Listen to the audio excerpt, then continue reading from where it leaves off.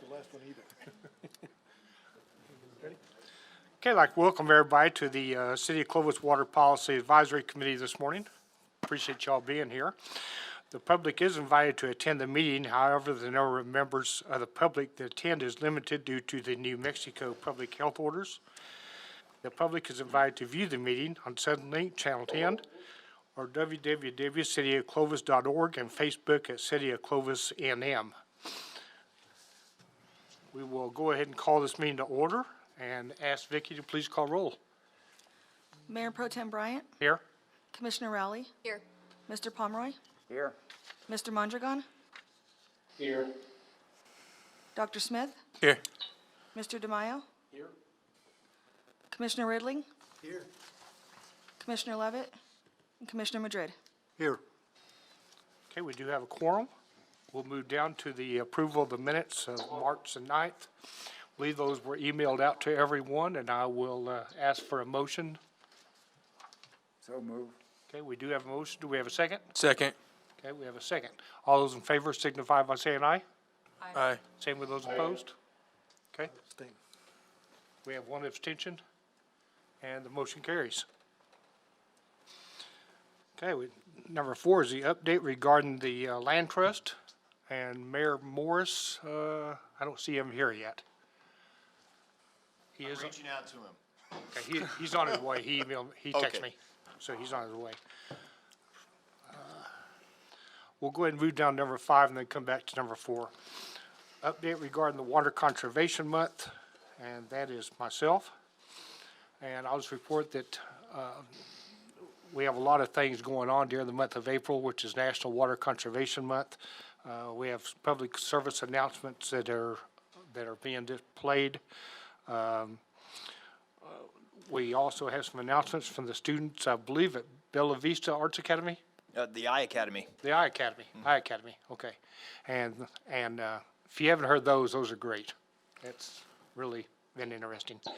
We have information available at the library and City Hall on water conservation. We did a proclamation on Water Conservation Month. I also attended a county meeting where Commissioner Ridling read a proclamation from the County Commission on Water Conservation.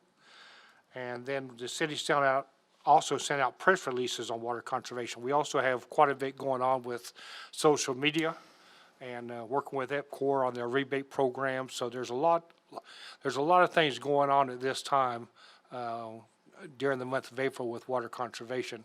I think one thing we've tried to make pretty clear is this is really needs to be an ongoing effort on our communities. Not just for the month of April, but from day to day, from now on, is water conservation and how we address that. Okay, we'll move back to number 4, which is the update regarding the land trust, and I will turn this over to the mayor, Mayor Morris.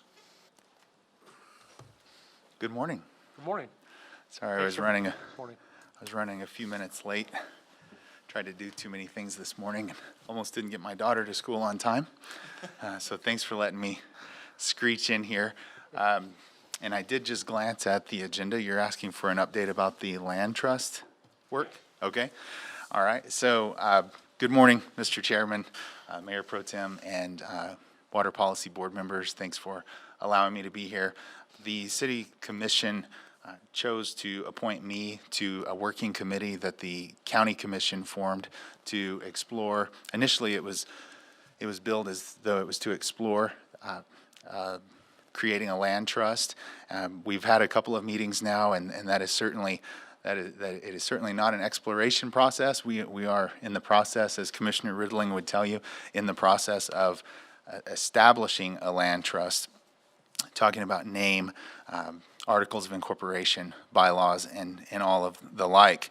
Wanted to, I'm happy to answer any questions, but what I would say is, once established, I'm not certain how or if at all the city would necessarily be involved. What's being discussed right now is that the city would hold a position on the board of the newly established land trust. And of course, the purpose of the land trust is to conserve groundwater, and it's very specific in where it's aiming to do that, and that is in the Paleo Channel, which is out northwest of Cannon Air Force Base. And I would stand for any questions. Okay, any questions for Mayor Morris? Doesn't look like there's any questions at this time. I appreciate the information that you've made available, and congratulations on being on that particular committee. I think we do need to be involved with that, and I think we definitely need to be in the discussion and see kind of where things are going with that. So Yes, sir, appreciate the information. Yeah, thank you, Chairman, and if I may, I do think it's important that, I think your comments at the beginning were right on when you talked about, we need to all be working together on water conservation. We need to all be working on water for our community for the future, and I think that each entity needs to play their part in that, and so I appreciate the county's courage, if you will, leadership, if you will, in establishing that work. What I would say is, as mayor, and when we think about our investment in the Ute Pipeline project and the Water Authority, I am focused on that work and completing the Ute Pipeline project. So I don't want the city to become distracted by these other projects that come up. And so in many ways, I am grateful to the county for taking this on, because it's possible that they do that work while we do the other, because as everyone knows, we some time ago lost their partnership in the Ute Pipeline project. And so, it's entirely possible that they could take on a work and take on a water banking and groundwater conservation work that the city isn't necessarily involved in, or certainly not leading, and I think that's okay. We all need to work on water. Thank you. And that's exactly right. We have to work together on it. I think Chet Spear, when I was at the county meeting, he made some comments of how important, water is to our communities, and, without water, we really don't have a community. We have to have water. I mean, that is our most valuable resource. So not only conservation, but everything else that we're working on towards these water projects are important to our community. So I think we must continue to do what we can and work together and find solutions. So thank you. Yes. What is the base's involvement in that committee? Sir, you asked what is Cannon Air Force? Is the Air Force, is the base or the REPI dollars, is that involved in the formation of this land trust? Are they sitting in on that, or tell me where they are with that? Yeah, Mr. DeMaio, that's a good question, and kind of an important piece, and I should have included it in my summary. To answer your question, yes, they are involved. Jeff Davis, who is leading that application process with REPI, he's shepherding that. He is sitting in on the working committee meetings that the county is holding, and providing input and answering questions and so forth. And how it's been framed for me is that Curry Soil and Water Conservation, partnering with the newly established land trust, will be the execution arm of the REPI program. That's how it's been described. REPI is the program by which some money will come into the equation. The land trust, the work of the land trust is to study the groundwater availability, to perhaps go and make the deals, if you will, on water rights and or easements and those kinds of things. And so REPI is involved. It's interesting in that Mr. Davis is incredibly knowledgeable, and I learn something every time he speaks. But he's clear in that he's shepherding the REPI program. That's where some federal dollars are coming from, but he can't carry out the work that the land trust would seek to do, and that is go and secure water. Does that help? So are the REPI dollars the sole funding source for this? or is there some matching funds that come from other conservation groups? There are matching funds, and I'm going to get in over my head a little bit on some of the acronyms. And actually, Mr. Howalt and perhaps Mr. Ortega have heard enough of the discussion from others that they could bail me out here a little bit. But you have our CCP matching funds coming from places, but it's the REPI dollars first, matched by other funds coming from the federal government, from the various agencies.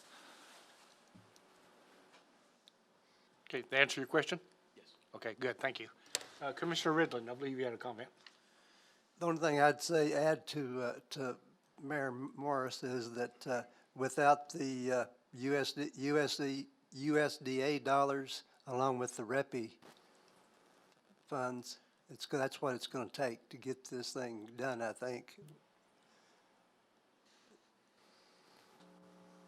Okay, thank you. Any other questions? No? Okay. Thank you, Mayor Morris, for your the information. Appreciate it. We'll move down to number 6, which is the updates. Start with EPCOR update with Mark Horta.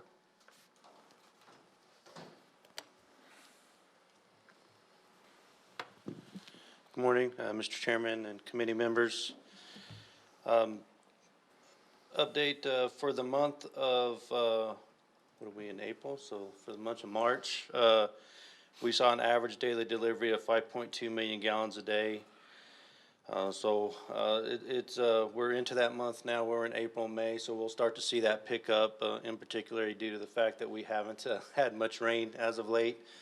I do see that we have some good chances for rain the latter part of this week, so keeping our fingers crossed on that.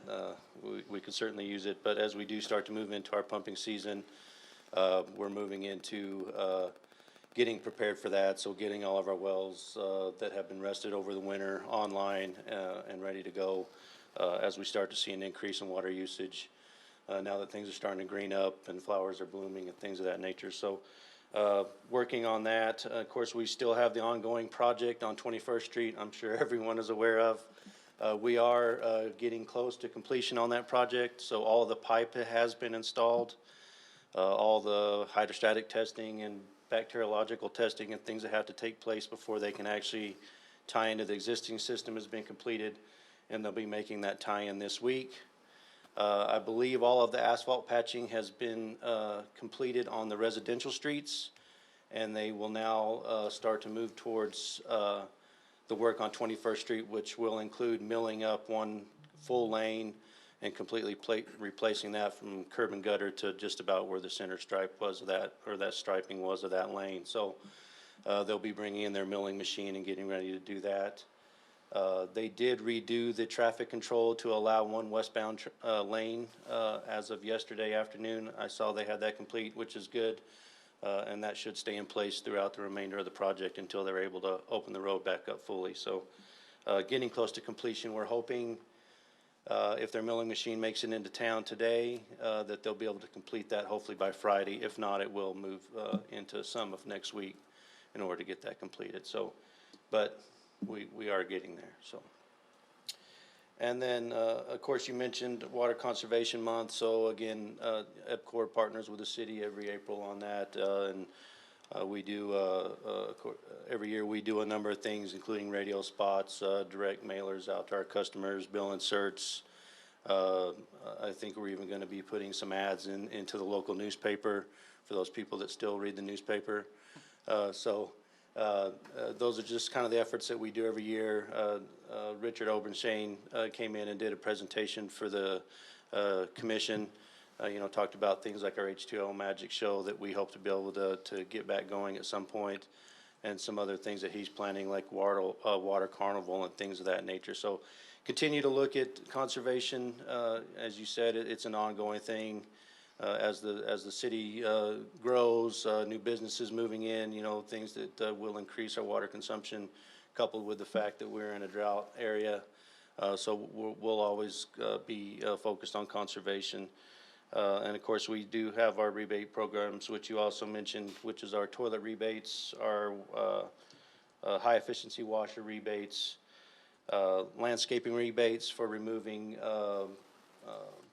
grass and things of that nature that are high water users and replacing those with gravel and xeriscaping and things that are low water usage. And then the newest one was our rainwater harvesting barrels, water catch barrels. So that's our newest one, and that one's available. And again, all those applications are available online with information to all of those. There's certain criteria for each one, so I always encourage everyone to go in there, look at the applications, and know what the criterias are before they go out and, say, purchase toilets and things of that nature. But again, just water conservation, ongoing thing.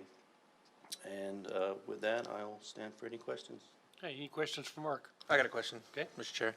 How many wells did you rest over the winter? And like, how do you open that back up? How many? So typically, we rest about a dozen, rough estimate.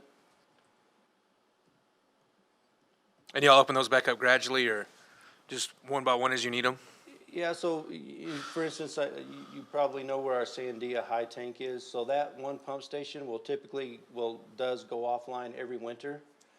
So all of the wells that feed into that pump station get rested over the winter. The pump station's actually taken out of service just because our demand is down and we don't actually need it. It's one of our smallest pump stations and one of our oldest.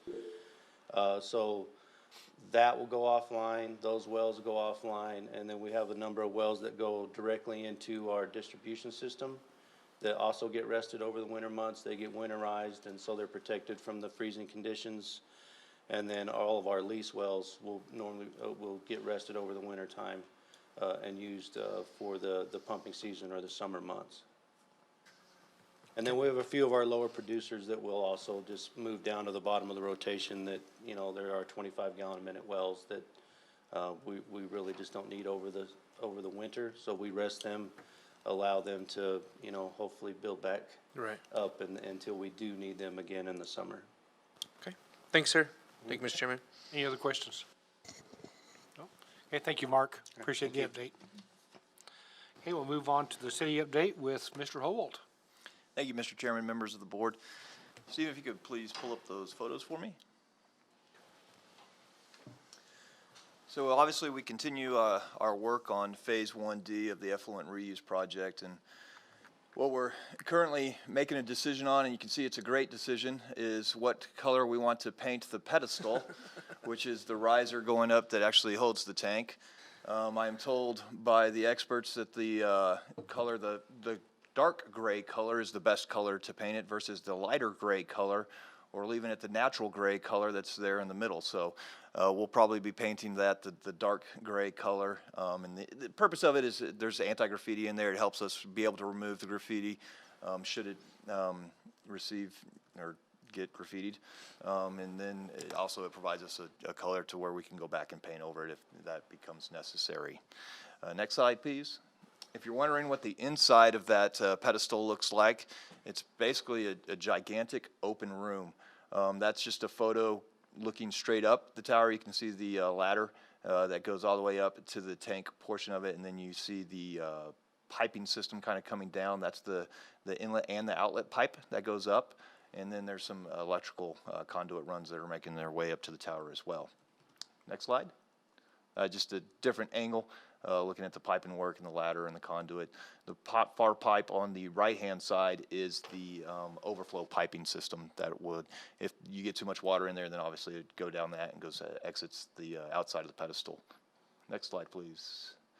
Just conduit, electrical boxes, still have some minor electrical work that needs to be completed within the interior. There's some lights need to be installed, and then some electrical work to the chlorine room itself needs to be installed still too. Next photo. And that's actually just the chlorine tank. You can see the large door that opens to the exterior there, and that's the way we can deliver chlorine to the room itself, and that large tank will be a booster for chlorine. We chlorinate the water at the wastewater treatment plant itself before putting it into the system. We try to maintain a certain amount of residual within the water itself. And if we need to boost it, then we certainly can now at the elevated storage tank. So I believe that may be all the photos from that project. and actually all the photos today. Looks like it is. So the finish crew for the project itself is scheduled to come back out towards the end of the month on the 23rd. It'll take them about another 20 days to finish out the project, and then we'll actually begin to fill the tank. And so we could push out about 2,000 gallons per minute to the tank, and it would just take us about 3 days to fill it. However, we will phase that in because we still need to be able to provide water to our end users. And so like I said, we'll phase in filling the tank over several days rather than putting 100% of the water towards the tank at the one time. We continue with work on phase 2 of the reuse project, which is our pond work out at Colonial Park. Excavation is ongoing and is scheduled to actually start to wrap up at the end of this week. And then the liner crews will be in about the end of the month, around the 25th, 26th time period. And then they're scheduled to finish the lining of the ponds by the beginning of May. And then we'll start working on the interior piping of the pond, which is for the intake structure for the pumping station that'll supply the irrigation system for the golf course, and working on the sod and some of the piping connections that'll go in between the two ponds in the future. Phase 2, the transmission line, which will take the reuse system from about Allsup's old headquarters there on Thornton and extend the system north towards Berry Elementary, Gaddis Middle School, and then east towards Colonial Park to fill the ponds itself, is currently out to bid. We are scheduled for a pre-bid meeting on the 28th of this month, and then we will be opening bids on the 19th of May. What we are in the trends within the industry and something that we're going to watch, and the reason we've kind of pushed it out a little bit to open the bids, is that PVC prices are currently up at about 108%. And so we've actually built into the project 3 different options. There's, of course, PVC. We've built in a bid alternate to utilize HDPE piping, as well as a bid alternate to utilize ductile iron piping. In conversations we've had with suppliers is that they're hoping to see a decrease in pricing and maybe some stabilization and normalization of prices around the end of April, the beginning of May. And so typically what a contractor will do is obviously they want to be the low bidder. And so they'll wait and work with suppliers up to the very end of the bid period in order to lock in those prices. And so by us pushing out the bid opening date to the middle part of May, hopefully those prices will have come back down and we'll receive better bid prices. Once we have those bids in, if you recall, we actually held the bid alternate on the pond project, not knowing how much funding may be available to the overall project. So once we receive those bids in May, if we're able to obviously award that project, and if there's any remaining funds or enough remaining funds to be able to award the bid alternate on the pond project, then we would go back and award that bid alternate for that particular project. So with that, I'm happy to answer any questions you may have. Any questions? A lot going on, so. No? Okay, thank you. Move down number 7, which is for the good of the order, and Mr. Ortega, which is the administrator of the Eastern New Mexico Water Utility Authority, I believe has a few comments. Mr. Chairman, members of the committee, I'd just like to give you a quick update as to what our activities are. And I feel your pain with the prices of PVC. As you probably have heard in my previous reports with our Finished Water 2 project, that pipeline transmission that connects the community of Clovis and Cannon Air Force Base, that project has been physically completed as of about 6 or 7 months ago.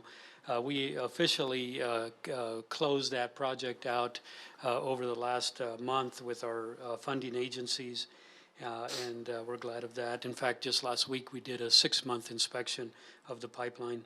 Our next project, construction project, is called Finished Water 3A, which is a segment from northwest of Cannon Air Force Base over to Portales. That project is about 11.5 miles of 20-inch PVC and ductile iron. And of course, we're feeling the same situation that the city of Clovis is in their bidding process. We are in the process of bidding right now, and bids are due April 28th for that project. The other projects that we're working on is Finish Water 1, which is northwest of Cannon, straight north, 15.5 miles, and we are just about complete with 90% of design on that project and are about to engage in easement acquisition. Another project that we've been working on is the Texaco Lateral, which is the pipeline that connects Texaco to our system. We have had an exercise of looking at options involving stakeholders, which includes the community of Texaco and their representatives, the authority, City of Clovis, and others. What we do is we analyze that and include our engineering team to determine what is the best option for that lateral. We've come up with 3 options with that. One option is connecting to our Finish Water 2 pipeline, which is over at Brady and Martin Luther King. Option 2 and 3 would be connecting to EPCOR's system that is on the east side of the community of Clovis, which would be shorter laterals and could save us a few dollars in going with that. We are still analyzing that and working through those, and we'll continue to do that over the next weeks and possibly even the next couple of months.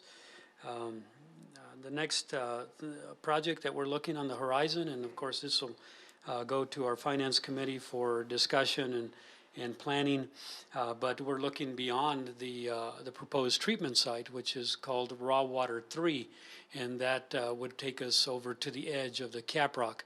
Once we reach that point, we can almost see the reservoir from there. Our goals are aggressive, but they're doing well. We've been very fortunate to have received substantial amounts of funding from the federal government and through the USBR in accomplishing some of these projects as we move forward.